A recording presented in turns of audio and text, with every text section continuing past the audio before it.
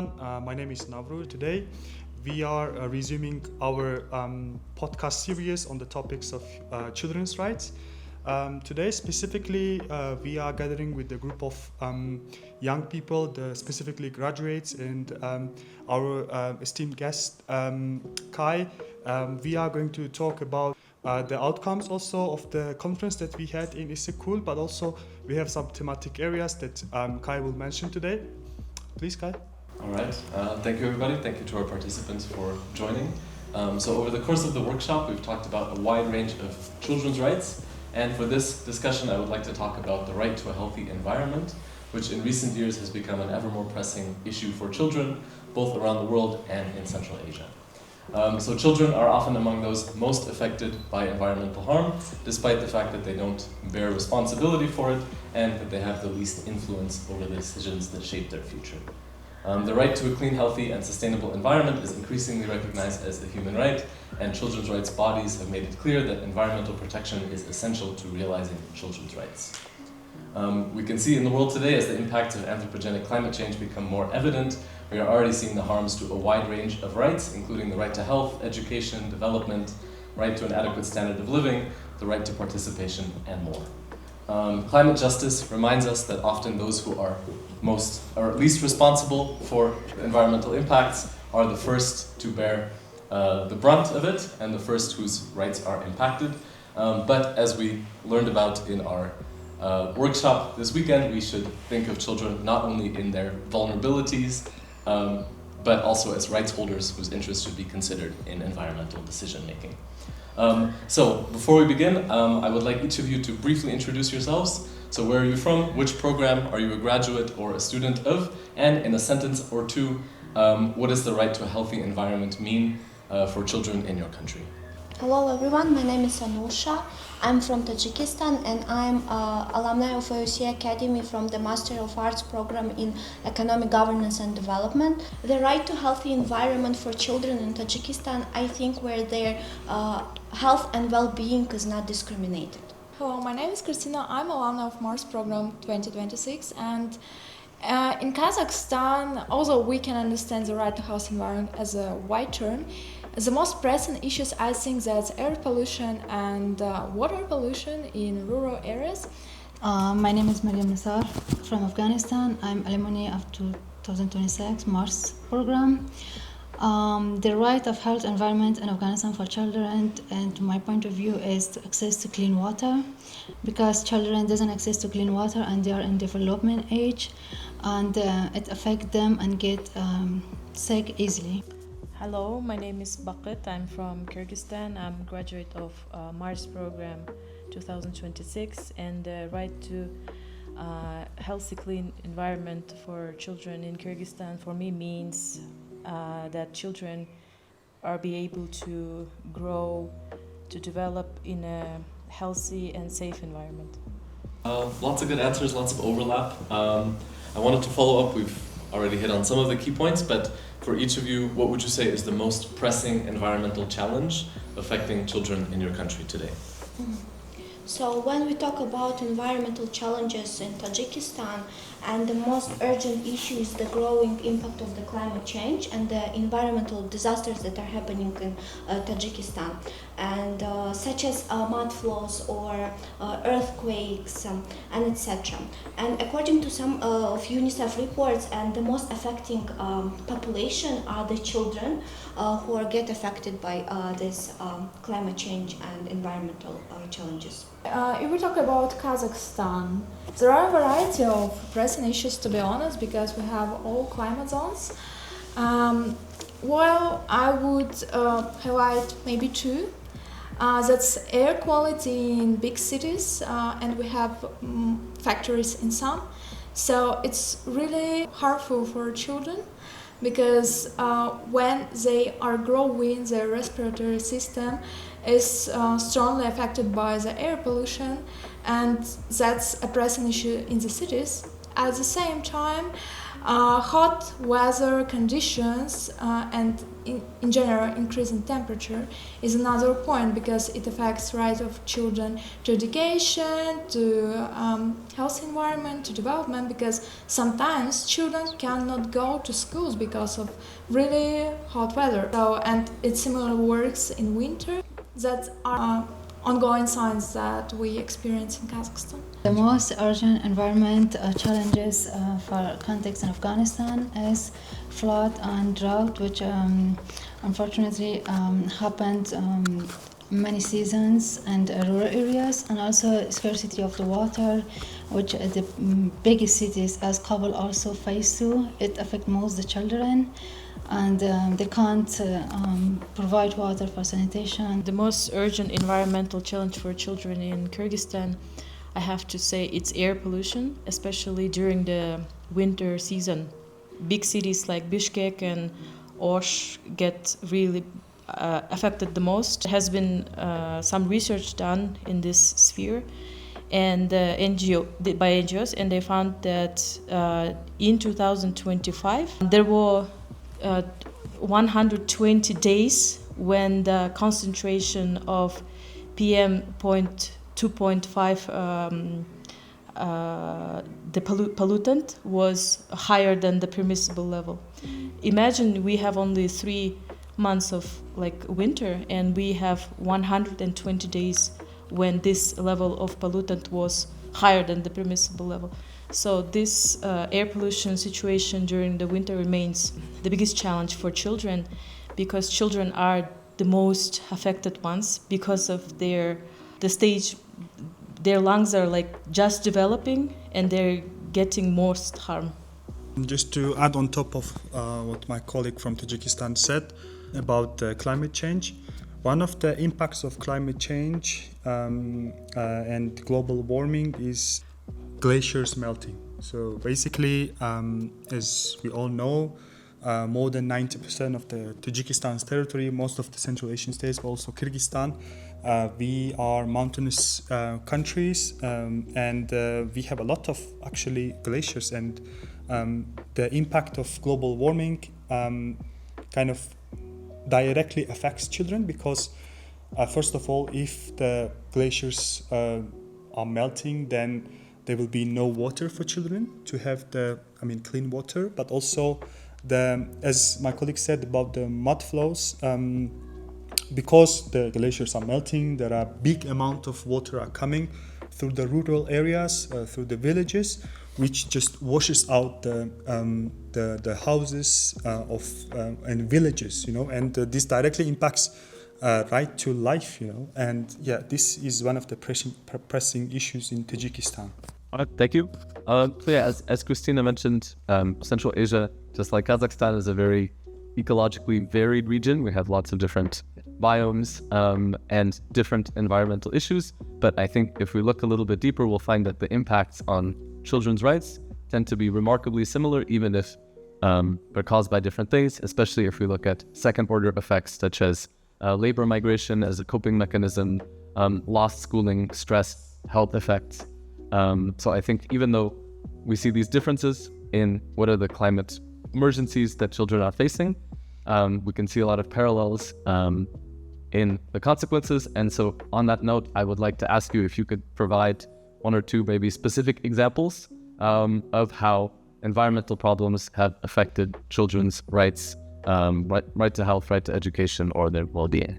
I will also maybe continue the point that my colleague from Tajikistan mentioned. It's the real example of what's happening in Tajikistan. It's that increasing number of floods and mudslides that are also happening because of the melting of the glaciers that destroys the spoon as well, and harms in the rural areas specifically. And also, it's really important to mention that these climate-related disasters, they also impact the safe drinking facilities or infrastructure in the schools, for example. And unfortunately, we can also see that in rural areas of Tajikistan, the sanitation or hygiene facilities are not well developed there. For example, me myself I was having a training in the school in the rural area, and when I saw there was not a proper sanitation in the school, and the kids really didn't have the facility to have let's say, the safe drinking and also the proper sanitation. Thank you guys for mentioning that all the problems interconnected, and let me provide example from one area, but mentioning two problems. Let's say we have the certification of RLC, which is pretty stressing problem in Kazakhstan, and it's widely discussed. And there are at least two consequences that I would mention. First, the salt from the bottom of the lake, it's causing some diseases for children and their parents. And often parents tend to move to some cities to find workplaces and earn money to migrate to other regions. And it leads to several consequences. Let's say first, children are deprived from their right to family care because their parents are migrated. Second, their health is damaged because of the salt. And finally, when they migrate to the city, they met with air pollution, and again, it worsens the situation. So there is no one consequence or one example, but if we look at a particular area, we can find several examples and a complex of rights which are violated and they are integrated with each other. In 2024, there is an example which happened in Baghlan, Badakhshan, and Ghor, province in Afghanistan. Just what happened that killed many children, and according to UNICEF data, they said 10,000 of children affected by this flood. They lost their houses and damaged their schools. So the real data shows that how environmental change affect the children's life, and this affected for so long time in their life, like the house and damage the school. They just lost everything in one day.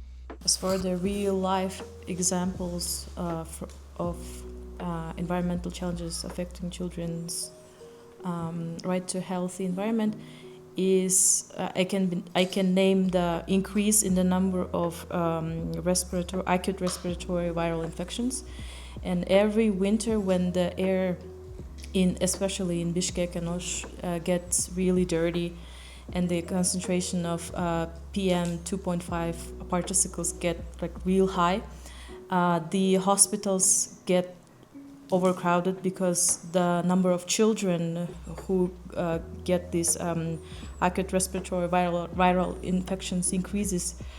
For example, I found in the internet that it was reported on December 3, 2025 by local news agencies that 37,000 cases of diseases were reported in just 1 week. And such a situation impedes children's right to not only health but also education, because they have to miss schools because they're like sick. And 73% of those children affected were children under the age of 14, so they're like schoolgoers. One of the really examples is from my region, which is northern part of Tajikistan, the droughts, which directly affected by the climate change, because there are, no rains coming, and because the water itself, the water where it is put on the northern part, which is we call Karakum Reservoir, the water melts and evaporates to the upper side, to the skies, and we all know that the chemical reaction up in the skies, and there are no rains because it was drought. The water was the ice was melted and the water evaporated. The level of the water came down, and which directly impacted the agricultural parts of around those region of Karakum Reservoir on the northern part, on the southern part, where local farmers and local people who are busy with the agriculture, they couldn't get water to put for the irrigation, and in this, which directly impacted the right to the food, and if there is no irrigation for the land, then there will be no crops growing, and if there is no crop, then there is no food. This actually was visible in the northern part of Tajikistan, but of course this is directly impacted by the climate change and the global warming. All right, thank you all, and thank you for highlighting the specific effects that they had on children. Let's take a look a little bit more broadly as a policy issue. So either from your examples, what has been done, maybe something that we could learn from and apply across the region, or looking ahead, what is a realistic action that could significantly improve the situation and children's access to a right to healthy environment. Thank you so much. I think from my point of view, it's really, there can be several realistic approaches, and my colleagues will mention, but for me, it's also, while mentioning the issues that happen in Tajikistan, it's really important to invest nowadays in the climate resilient schools, where they will have maybe safer water, right, and proper infrastructure. So it's important to invest in climate resilient schools with safe water, sanitation, and disaster preparedness system, which will help in the future for children in Tajikistan to have a proper education and have them safer life in their future. If we talk about Kazakhstan, although state is a leading institution in that sense, I still believe that it should be a complex work, including businesses, including civil society, and some just children-led organizations. First, I would definitely suggest creation of children's sound reports, and not only to talk to children and ask what they think, but as well, I would try to connect them to government officials and business holders. So together, solutions can be developed, but if at least one party in this triangle doesn't want to engage, we cannot make something meaningful. Yes, and I really like the experience of Austria in terms of garbage recycling, because government initiated subsidies for businesses. They were interested at the first stages, and then they had a lot of communication with citizens that they should use this system. And at the end, it was a successful case. Now they have really good recycling system in the country, and it's a leading country as far as I remember, but maybe someone wants to correct me. I think this approach is working well, and we can implement it in Kazakhstan, but all stakeholders should be engaged in that. So in the context of Afghanistan, there's a lot realistic solution should be, but I highlight two of them. One, every child should access to clean water in every village and schools.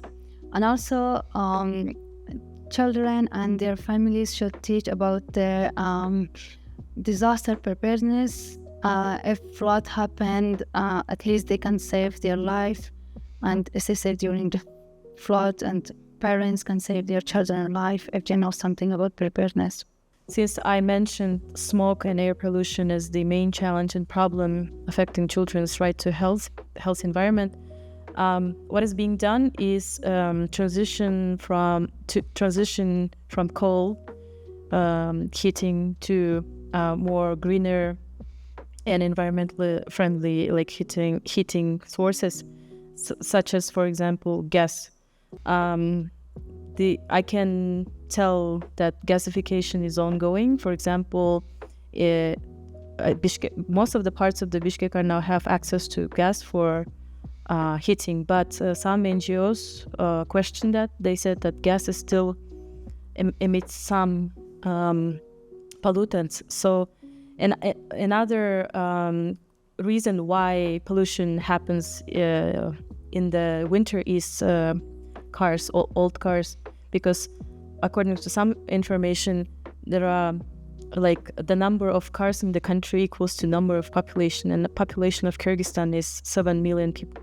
Imagine that we have million of cars in our cities, and what is MAHRS office of Bishkek, for example, is doing, it is buying more eco-friendly public buses, and the public transportation system is being improved. And I think overall there are some hopes that the situation with air pollution might get better, because we have some real-life examples of how, for example, Mongolia, Ulaanbaatar, they tackled this problem. They transitioned to more clean, like, heating sources, and basically transition to like gas as a heating, and transition to more like eco-friendly electric cars is being done in the country, and I hope it will be like faster in the future, and situation will improve. We've talked about the many pressing issues, which are the children's rights impacted by the climate change and the environmental issues in the world. I actually have, since we have mentioned everything, and I've actually have 3 different solutions, and I'm going to also mention what has been done by now. So basically, we all know that more ecological way of life, more like environmentally friendly, more way of life is something that is practiced, or something which is rooted in the culture in the European countries and some of the Western countries and some of the Asian countries as well. And first of all, it starts from us, right? So basically, just keeping your own environment, your own place safe, free from plastic, or just reusing everything that we have. For example, the plastic bottles, or just keeping them in the specific boxes, which later you can put in the recycling companies, where they can recycle the plastic, the metal, and everything. And this is the first thing that we need to do. But the second thing is, I would say that it's great if there will be some of the capacity building for those who are responsible, for the NGOs, for the civil society representatives, but also for those people who are in the corporations, in the companies, so that they know about, like, if we talk about, for example, air pollution, right? So there should be some of the legal ground to not burn the coal, like specific amount of coal. But I do understand that in the rural areas we have still people who are burning coal. This is one of the main sources of heat or energy, let's say. And this is the second thing. And the third thing is what we have actually I personally I've seen in Tajikistan. They have early warning systems by the Ministry for Emergency Services, where they for example, they have specific monitoring systems and the specific tools, for example, in the bridges, right? When there is an earthquake, and there will be, early warning system where it gives the data to the data center, which is located in the cities, and then there will be some of the measures taken before everything starts, but also regarding the mud flows. These also, there are early warning systems where up on the mountains there are some specific tools and machines that detect the specifics, and then let the villages, those who live in the villages, know that there is a specific mud flood is coming, so please go to the safer zone. But also another thing that I've actually seen in most of the Central Asian countries, that the safer point, for example, there is a specific area outside where it is safe from the earthquakes, right? This is also one of the things that has been done. Yeah. Thank you for your contributions, and especially I would like to thank you for emphasizing not just this big abstract policy issue, but that there are things that we can do specifically, and also participatory approaches that make sure that when we're thinking about children's rights, that we're including the children themselves in preparing them for what they can do or how they can be involved in the decision-making process. But just to wrap up, in one sentence, so we don't drag this on, I wanted to ask you guys if you could share either one takeaway from our workshop or one message that you would like to give to policymakers about children's rights to a healthy environment? To have a right to healthy environment, we should build sustainable solutions through participatory approach and hearing not only needs of children but their ideas as well. I would like to say that environmental law is not a joke. It should fully enforce in each government system. Thank you so much for watching, and please like, subscribe, and share with your friends. Thank you so much. Bye.